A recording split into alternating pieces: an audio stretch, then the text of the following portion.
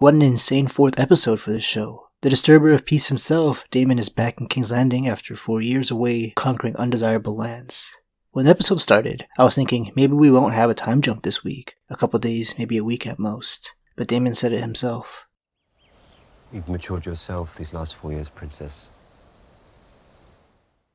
Good timing on his part. Rhaenyra is freshly turned off by what the realm has to offer in terms of highborn matches.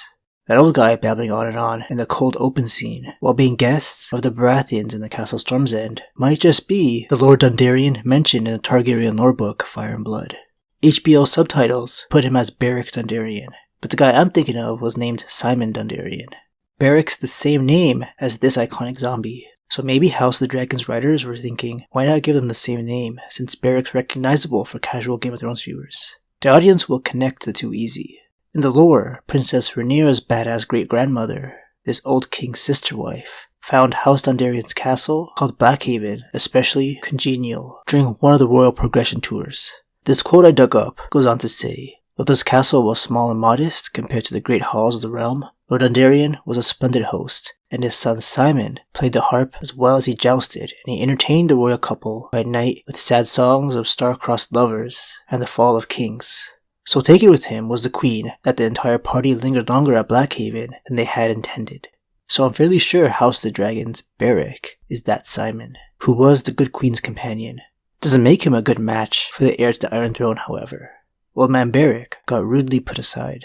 We see a representative of House Tully, House Swan, a Frey, a member of House Mud, a Strong, but the two that stole the show were two candidates from rival houses in the Riverlands, little Samuel Blackwood and that asshat Amos Bracken. I only know their names because these two characters fought in a duel for Rhaenyra's hand in the lore. We don't get into these families' rivalry in Game of Thrones, but it's intense. Don't worry, big-mouthed dirtbag Amos Bracken is still alive, and will probably return in future seasons. As for Beric Dondarrion here, I don't know, his time is ticking. Sir Criston Cole standing right by Rhaenyra's side in Storm's End as her sworn sword was probably hurting him inside to see House Dondarrion disrespected when Rhaenyra made her passive-aggressive age comments. House Cole are the Dondarrion stewards in the Stormlands, putting the Coles way low on the food chain. The Coles serve the Dondarrions, who serve the Baratheons, who serve the Targaryens. By this point in the story, we haven't had the slightest hint at who Rhaenyra's preferred match would be. She shows her attraction towards Kingsguard member Criston and her uncle Daemon with those sex scenes, but it's not like she wants to marry them. Sleeping with either of them has its own problems, with Criston swearing to abstain from sleeping with anyone or falling in love, or even marrying, during his vows to serve the king. And Daemon is already married to the Lady Rhea Royce. Plus, taking her maidenhood, which he didn't do, would be damaging King Viserys' goods he's trying to sell. But Laenor Velaryon wins the princess's hand without even bothering to ask for it. He definitely wasn't in that lineup. We'll see what his thoughts on the matter are next week. We know what his father Corlys is thinking right now. This is just as good as his daughter Laena marrying Viserys.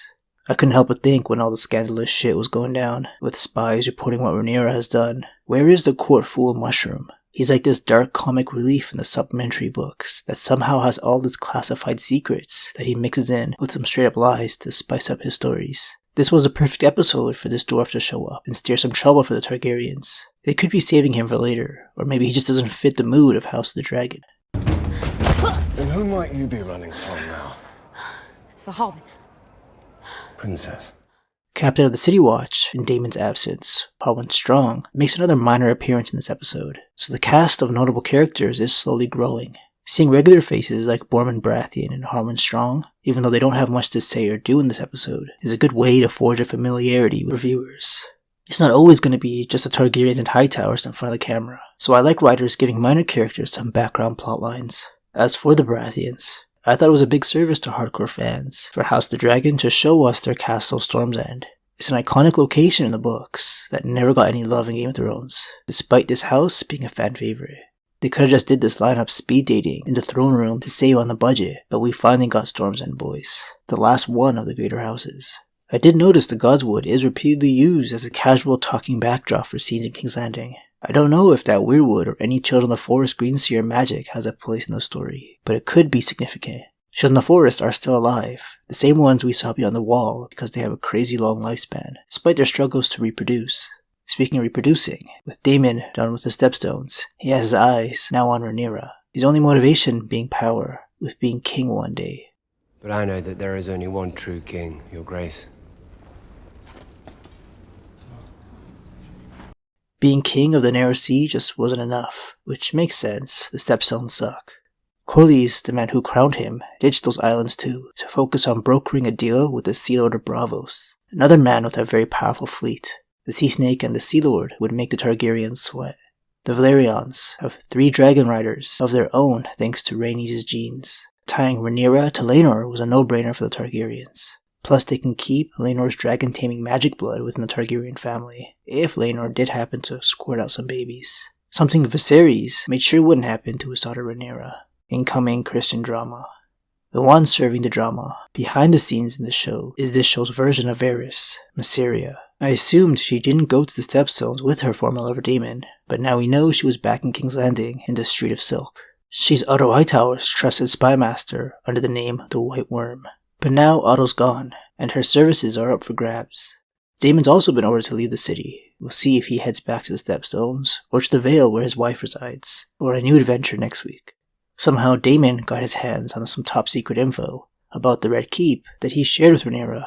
The Red Keep has a network of hidden passages and tunnels built in case the family would be under attack. The Targaryens could secretly make their escape, but some lead to traps if you don't know where you're going.